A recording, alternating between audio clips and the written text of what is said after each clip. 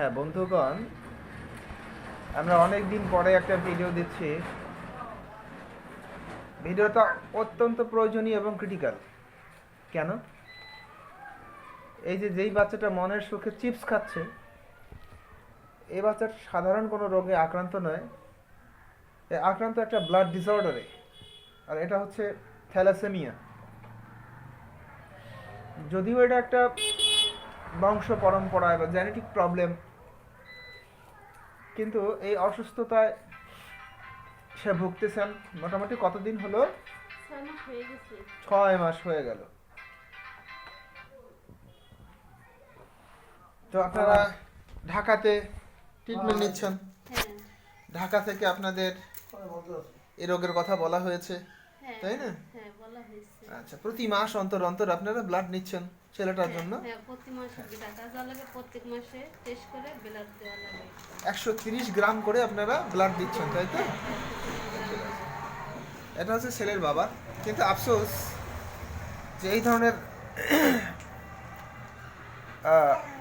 উনি যেই জব করেন সেটা হচ্ছে উনি একজন সবজি বিক্রেতা। তো এই সবজি বিক্রি করে উনি যতটুকু আর্ন করেন, এটা দিয়ে ওনার ফ্যামিলি চলতেই অনেক সময় হিমশিম খায়। তো এরপরেও এরকম একটা অসুস্থতায় পড়ে গেছেন। বাচ্চাটা এত সুন্দর ফুটফুটে একটা বাচ্চা। তো আমরা দেখবো বাচ্চাটার জন্য কি করা যায়, কারণ আমাদের এই চেম্বার থেকে বেশ কিছু ব্লাড ডিসঅর্ডার পেশেন্ট ইতিমধ্যে তারা অ্যালোপ্যাথ খেতে অ্যালোপ্যাথ ছেড়ে দিয়েছে। হোমিওপ্যাথ যেই দিন থেকে এই চেম্বার থেকে শুরু হয়েছে সেদিনের পর থেকে অ্যালোপ্যাথ একটা ট্যাবলেটও তারা খায়নি, এমনকি টোটালি তারা এখন কিউর, এরকম প্রমাণ অ্যাভেলেবেল এই চেম্বার থেকে আছে। শুধু তাই না, তারা এক পর্যায়ে গিয়ে এখান থেকে হোমিওপ্যাথ মেডিসিনও তাদের ছেড়ে দিতে হয়েছে। তারা এখন কিছুই খাচ্ছেন না ঔষধ হিসাবে, টোটালি তারা এখন ফ্রি, একেবারে খুব ভালো আছেন। তো আবার কিছু পেশেন্ট আছেন যাদের ঔষধটা কন্টিনিউ করতে হচ্ছে, কিন্তু এখন আর তাদের ব্লাড নেওয়া লাগছে না। তো এরকম অনেক পেশেন্টই এখান থেকে গিয়েছেন, যাদের ভিডিওটা আমরা করে রাখতে পারিনি, কিন্তু তাদের ফলো আপের ভিডিওগুলো আমরা অবশ্যই দিব পর্যায়ক্রমে ইনশাআল্লাহ তাআলা। তো আমরা ছেলেটার জন্য কি কেস টেকিং করলাম? আমরা কেস টেকিং করে পেলাম রিজওয়ান মোল্লা, 3 বছরের বয়স, এই সমস্যায় ভুগতেছেন। তার সিমটমগুলো আমরা কি পাচ্ছি? গরমে খুব কাতর, লবণ অনেক বেশি খান, রাগ প্রচুর পরিমাণে, মিষ্টি মোটামুটি খান, রুটি পছন্দ করেন না, ডিম পছন্দ করেন। তবে ভয় আছে ছেলেটার। কীরকম ভয়? অন্ধকারে ভয়, ভূতের ভয়, একা একা ভয়, এমনকি কুকুর বিড়াল এগুলোও খুব ভয় পান এবং সহজেই কিছু বলার আগেই ফ্যাল করে কেঁদে ফেলেন।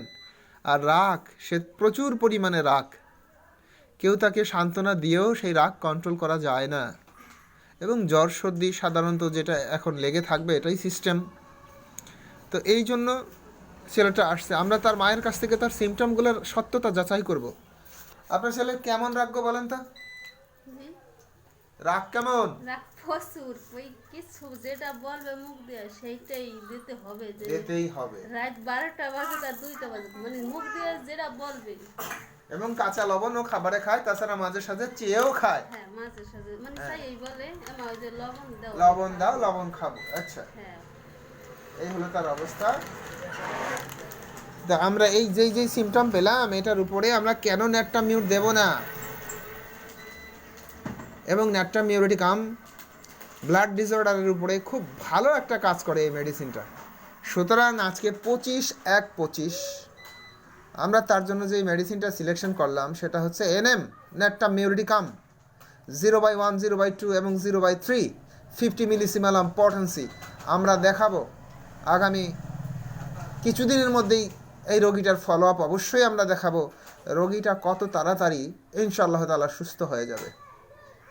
ধন্যবাদ সবাইকে।